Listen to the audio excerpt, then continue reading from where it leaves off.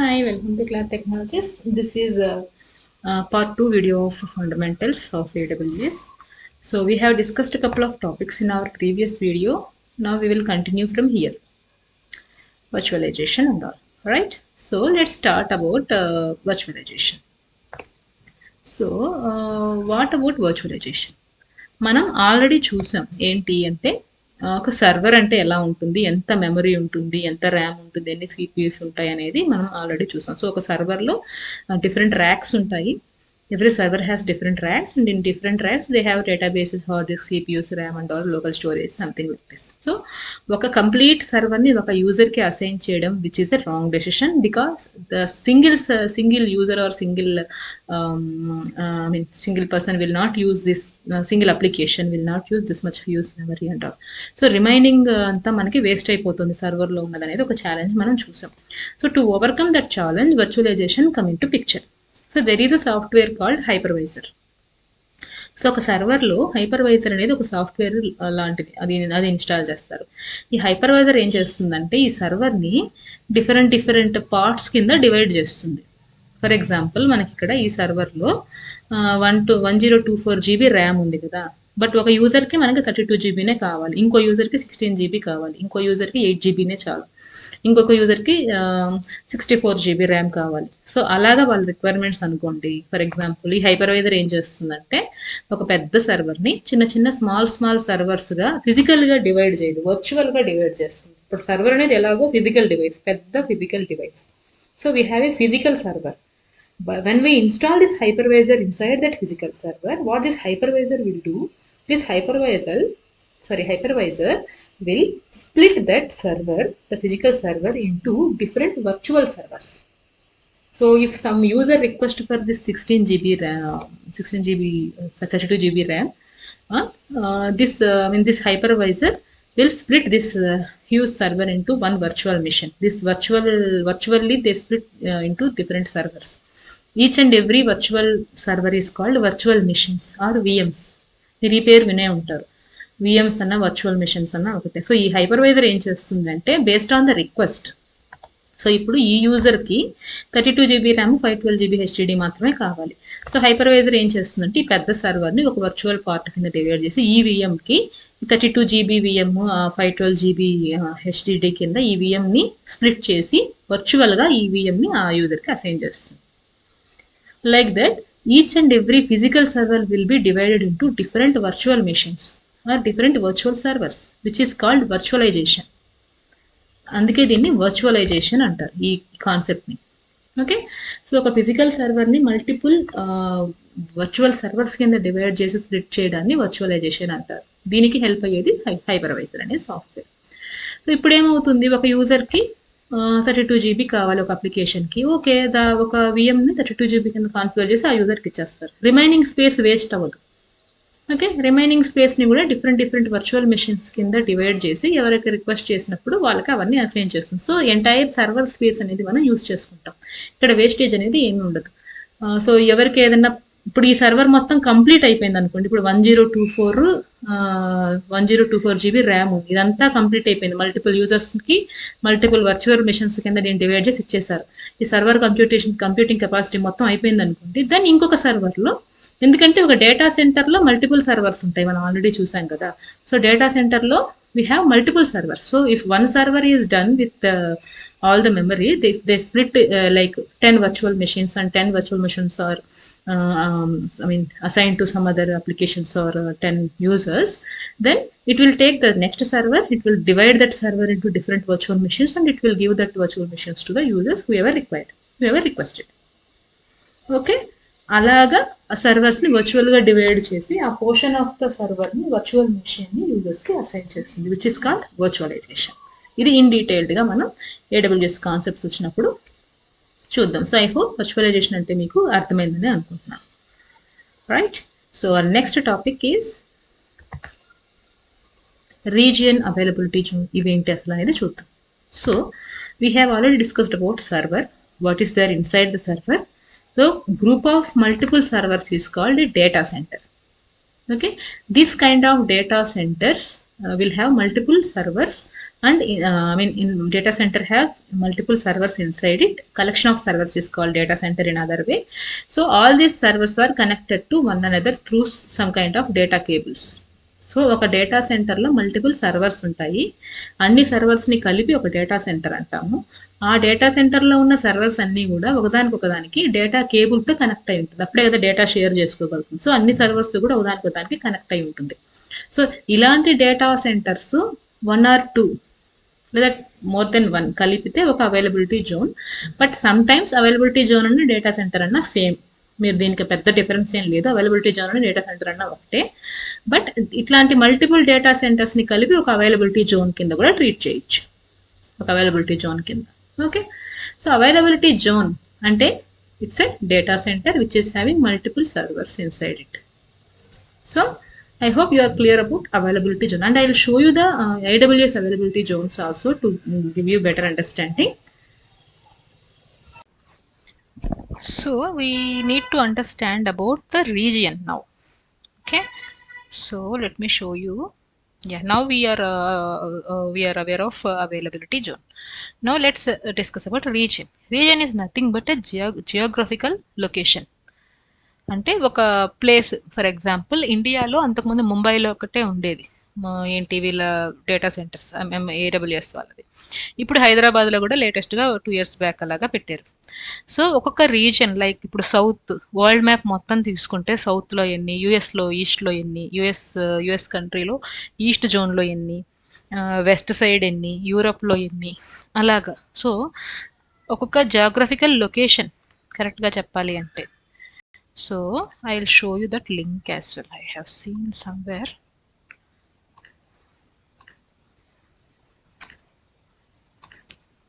So yeah, see in AWS we have 105 availability zones ante data centers and 33 regions, each with multiple availability zones.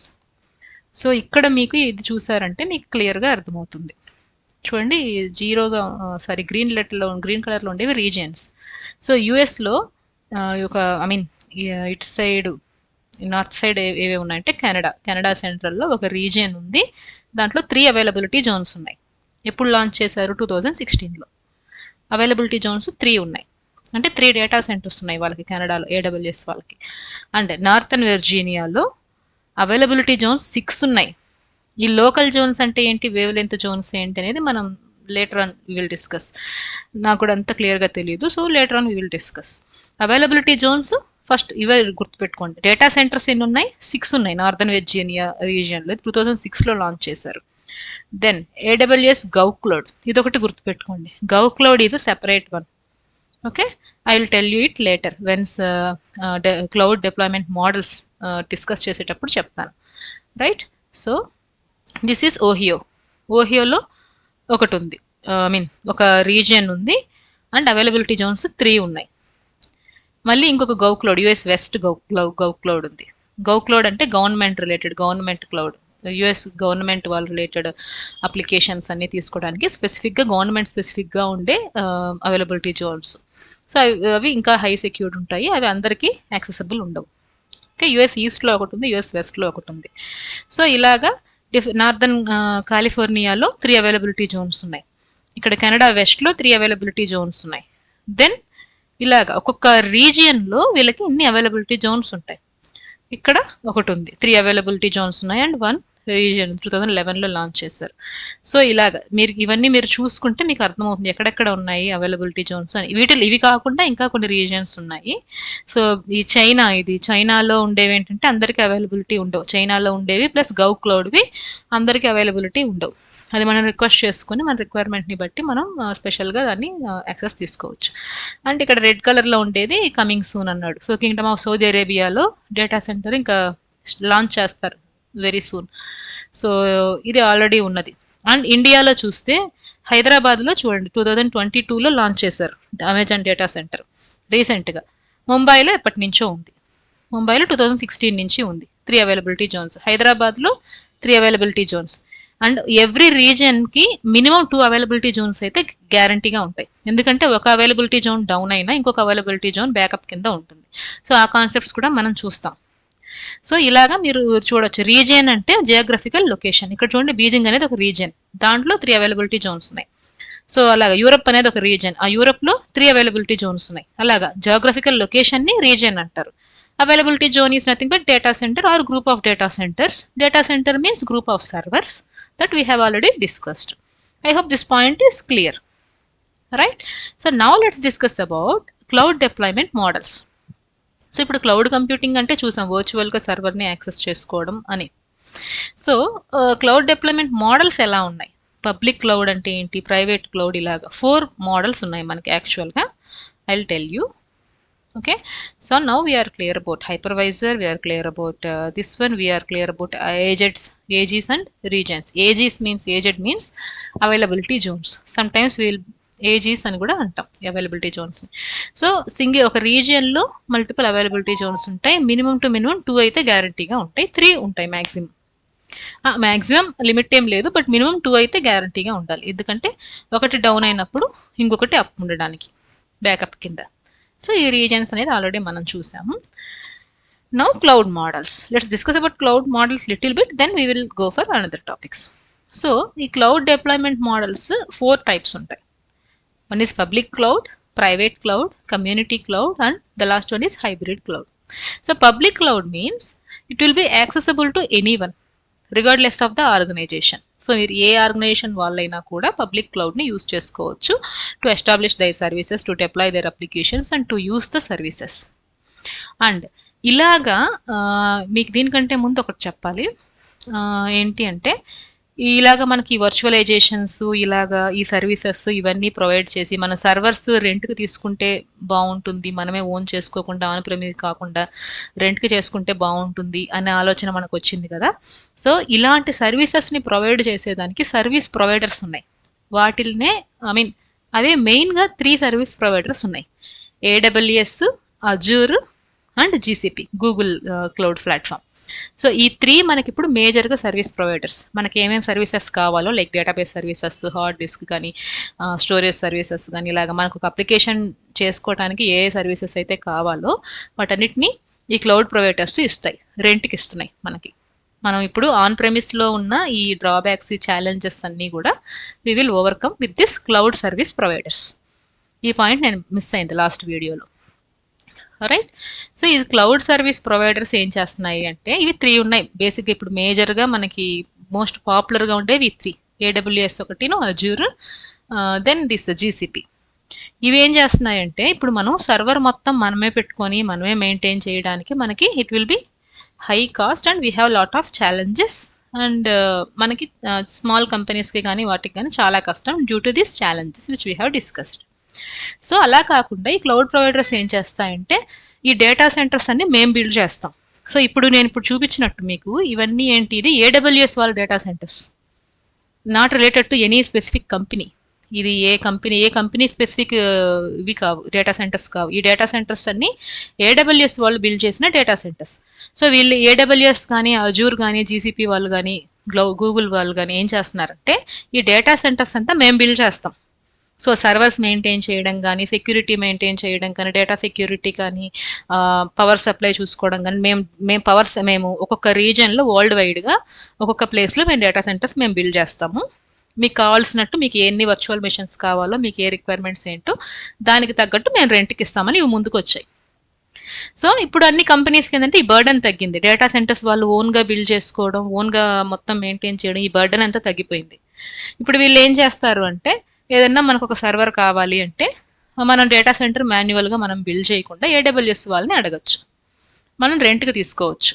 Like వాళ్ళు ఎలాగంటే మీరు ఎంత use చేస్తారో అంతవరకే pay చేయండి అని అడిగారు. ఇప్పుడు మనకి ఇందాక మనం చూసిన ఎగ్జాంపుల్లో లాగా ఈ 1024 GB ర్యామ్ ఇది ఉండే ఈ సర్వర్ మనం పూర్తిగా మనం కొనుక్కోవాల్సిన అవసరం లేదు. ఈ సర్వర్స్ అన్ని AWS వాళ్ళ దగ్గర ఉంటాయి, వాళ్ళ డేటా సెంటర్స్లో. మాకు 32 GB ర్యామ్, ఈ 512 GB HDD ఉన్నట్టుగా ఒక వర్చువల్ మెషిన్ కావాలని అడుగుతాం.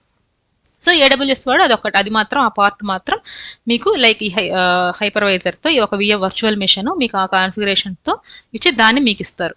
మనం డైరెక్ట్గా దాంట్లో మన అప్లికేషన్స్ బిల్డ్ చేసుకోవచ్చు, మనం డిప్లాయ్ చేసుకోవచ్చు, మనం యూస్ చేసుకోవచ్చు. మనం ఎంతవరకు యూస్ చేస్తామో అంతవరకు పే చేయొచ్చు. So pay as you use అన్న మోడల్ కింద. సో అది అడ్వాంటేజ్ ఈ క్లౌడ్ ప్రొవైడర్స్ వల్ల. ఆ క్లౌడ్ ప్రొవైడర్స్ ఈ 3 ఉన్నాయి కదా, AWS, Azure and GCP, Google వాళ్ళది. ఈ 3 ప్రొవైడర్స్లో పాపులర్ వన్ AWS. సో మనం AWS గురించి ఈ సిరీస్లో చూస్తున్నాం. ఓకే, సో ఐ హోప్ ఈ క్లౌడ్ ప్రొవైడర్స్, క్లౌడ్ కంప్యూటింగ్ అనేది ఆన్ ప్రెమిస్ డిప్లాయ్మెంట్లో ఉన్న ఛాలెంజెస్ని ఎలా ఓవర్కమ్ చేస్తుంది అనే దాని గురించి మీకు ఇప్పుడు ఒక ఐడియా వచ్చిందని నేను అనుకుంటున్నాను, right? So these AWS, Azure and GCP are the cloud providers who are going to provide their services to us, and whenever we want any service we need to pay for that service or for that particular timeline which we are going to use for those services, and then we can utilize that in a like a rent manner. Like if you are going to use 32 GB RAM processor, you will pay for that only. You no need to buy the entire server, or you no need to build the entire data center. Everything will be taken care by the cloud provider, like the security and the the system subject matter expert to design the data center design, security, power supply, the data cables, that connectivity, everything will be taken care by the service providers. Only thing is you need to select the service provider whichever you want, and you need to register with them. You need to request whatever the services you want, and you want to pay whatever the amount as per their subscription. You need to just pay and use. That's it. You no need to worry about everything now. Now you can focus on your own application development. You can get the virtual machine from the service provider. You can develop your application, you can deploy it, and you can maintain it. This will make everyone lives easier. Okay, so this is the difference between the on-premise deployment, on-premise model, and this cloud model. Okay, so in this cloud model itself we have 4 different models that we are going to cover now. So these are all related to the cloud computing, cloud deployment models. On-premise is a different one which we have already seen, because everything you will be maintaining by us as a company or as a user, right? So these are all the 4 different models in the cloud computing or cloud deployment models. First one is a public cloud. So public cloud is very it is open for everyone. You can say like everyone can use, everyone can register in this public cloud, when everyone can utilize this. It is accessible to the entire world regardless of the company or regardless of anything. And private cloud is specific to some organization. Like how can we say, like అందరికి common గా resources అన్ని share అవుతాయి ఇక్కడ public cloud లో. Like the hardware, the server, the utilization, workers, everything will be shared among everyone. But private cloud లో మీకు specific గా మీకు కొన్ని రీసోర్సెస్ అలొకేట్ చేస్తారు which are not shared by another one. రెండిట్లో సెక్యూరిటీ ఉంటుంది, బట్ కొన్ని కంపెనీస్ ఏం చేస్తాయంటే మాకు ప్రైవేట్ క్లౌడ్ కావాలి. So data security service providers ఎలాగైనా మెయింటైన్ చేస్తారు, బట్ ప్రైవేట్ క్లౌడ్లో ఇంకొంచెం మోర్ సెక్యూరిటీ ఉంటుంది. It depends on their requirement, like company based మీద వాళ్ళ రిక్వైర్మెంట్ని బట్టి ప్రైవేట్ క్లౌడ్, పబ్లిక్ కూడా తీసుకుంటారు. So public cloud is specific to an organization. Public cloud is open for all the organizations, is open available for every one. Private cloud is specific to an organization. You can understand in that way. And then hybrid cloud అంటే any ఈ 2 combination, public cloud, private cloud, రెండింటి combination hybrid cloud. అది ఎలాగా అంటే కొన్ని database related services, కొన్ని sensitive information services, కొన్ని sensitive data, more security కావాల్సిన సర్వీసెస్ అన్ని ప్రైవేట్ క్లౌడ్లో పెట్టుకుంటారు. రిమైనింగ్ సర్వీసెస్ అన్నీ కూడా పబ్లిక్ క్లౌడ్లో యూస్ చేసుకుంటారు. ఎందుకంటే public cloud is very cheaper than private cloud. So private cloud కొంచెం ఎక్కువ కాస్ట్ ఉంటుంది అన్నీ, ఎందుకంటే స్పెసిఫిక్గా మీకు రీసోర్సెస్ అవన్నీ జస్ట్ ఆన్ ప్రెమిస్ లాగా ఇక్కడ కూడా రీసోర్సెస్ అన్ని మీకు మాత్రం స్పెసిఫిక్గా తీసుకోవాలి కాబట్టి కొంచెం కాస్ట్లీ ఉంటుంది compared to public cloud. On premise కంటే తక్కువే, but compared to public cloud this is little costly. So అందుకని ఈ అవసరమైన సర్వీసెస్ మాత్రమే, ఎక్కడైతే మనం డేటా షేర్ అవ్వకూడదో, ఏదైతే సెన్సిటివ్ డేటా ఉంటుందో, ఏదైతే మోర్ సెక్యూర్ డేటా ఉంటుందో, those related applications we will deploy in our private cloud. Remaining applications we can use public cloud. In that way we can reduce some cost kada. So combination of these 2 clouds is called hybrid cloud. Konni organizations hybrid model ki veltayi. కొన్ని సర్వీసెస్కి ఇవి use చేసుకొని, కొన్ని సర్వీసెస్కి public use చేసుకొని hybrid model కింద apply చేసుకుంటారు కొన్ని organisations. ఇలా కాకుండా కమ్యూనిటీ క్లౌడ్ అని ఇంకోటి ఉంది. ఇదేంటంటే మొత్తం ఒకరే, వాళ్ళకి ప్రైవేట్ క్లౌడ్ కావాలి బట్ మొత్తం ఒక కంపెనీనే బేర్ చేయలేదు. లైక్ స్టార్ట్అప్ కంపెనీస్ అనుకోండి, ఫర్ ఎగ్జాంపుల్ ఓ 2-3 కంపెనీస్ కలిపి ఒక ప్రైవేట్ క్లౌడ్ని తీసుకుంటారు. వాళ్ళ ముగ్గురికి మాత్రమే డేటా షేర్ అయ్యి వాళ్ళ ముగ్గురికి మాత్రమే రిమైనింగ్ రిసోర్సెస్ అన్ని షేర్ అయ్యేటట్టు, పబ్లిక్గా అందరికీ కాకుండా పబ్లిక్ క్లౌడ్లో. సో ఆ 3 ఆర్గనైజేషన్స్ కలిపి ఒక ప్రైవేట్ క్లౌడ్ని అక్వైర్ చేసుకొని వాళ్ళ మధ్య వాళ్ళు షేర్ చేసుకుంటూ యూస్ చేసుకుంటూ, like it's a kind of WhatsApp community are WhatsApp groups అలా ఉంటాయి కదా. సో వాళ్ళకి మాత్రమే ఇన్ఫర్మేషన్ వెళ్తుంది, వేరే వాళ్ళకి వెళ్ళదు. మనం ఏదైనా మెసేజ్ టైప్ చేస్తే మనం ఉన్న గ్రూప్స్లో మాత్రమే వెళ్తుంది.